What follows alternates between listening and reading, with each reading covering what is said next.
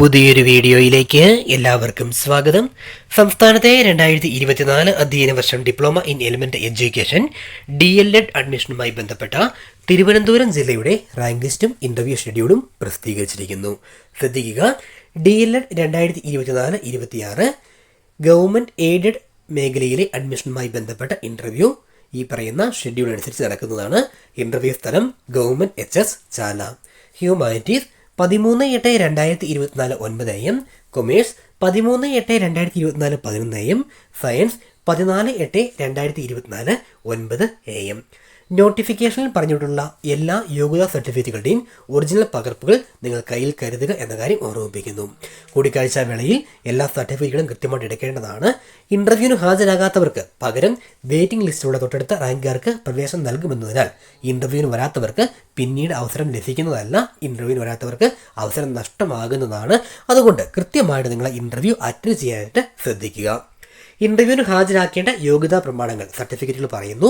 വിദ്യാഭ്യാസ യോഗ്യതാ സർട്ടിഫിക്കറ്റുകൾ അത് SSLC +2, അവസാനം അധ്യയനം നടത്തിയ സ്കൂൾ അല്ലെങ്കിൽ കോളേജിൽ നിന്നുള്ള TC, ജനനത്തീയതി, ജാതി, മതം എന്നിവ തെളിയിക്കുന്ന സർട്ടിഫിക്കറ്റുകൾ, ഫോം 42 അല്ലെങ്കിൽ ഫോൺ നമ്പർ 42 മെഡിക്കൽ സർട്ടിഫിക്കറ്റ് അത് അസിസ്റ്റന്റ് സർജൻ റാങ്കിൽ കുറയാത്ത ഡോക്ടറിൽ നിന്നുമാണ് കൈപ്പറ്റേണ്ടത് എന്ന കാര്യം ഓർമ്മിപ്പിക്കുന്നു.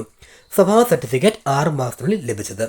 മറ്റ് സംസ്ഥാനങ്ങളിൽ നിന്നാണ് +2 വിജയിച്ചതെങ്കിൽ nativity certificate, non criminal certificate OBC വിഭാഗത്തിന് ആപ്ലിക്കബിൾ ആയിരിക്കും. കൂടാതെ നിങ്ങൾക്ക് എന്തെങ്കിലുമൊക്കെ അഡീഷണൽ യോഗ്യതകൾ ഉണ്ടെങ്കിൽ അതുമായി ബന്ധപ്പെട്ട കൃത്യമായ സർട്ടിഫിക്കറ്റ് കയ്യിൽ കരുതുക.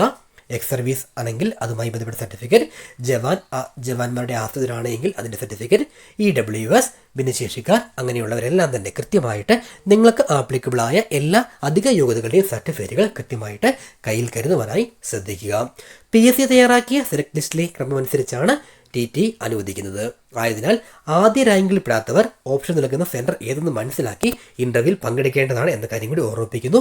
ഇവിടെ ലിസ്റ്റ് ഡൗൺലോഡ് ചെയ്യുന്ന ലിങ്ക് ഉണ്ട്.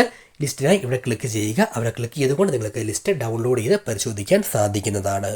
കൂടുതൽ അപ്ഡേറ്റുകളൊക്കെ നിങ്ങൾ കണ്ടുകൊണ്ടിരിക്കുന്ന എഡ്യൂസോഫ്റ്റ് മലയാളം എന്ന യൂട്യൂബ് ചാനൽ ആദ്യമായാണ് കാണുന്നതെങ്കിൽ ഇതുവരെ സബ്സ്ക്രൈബ് ചെയ്തിട്ടില്ല എങ്കിൽ ദയവായി ഇപ്പോൾ തന്നെ സബ്സ്ക്രൈബ് ചെയ്യുക, സപ്പോർട്ട് ചെയ്യുക.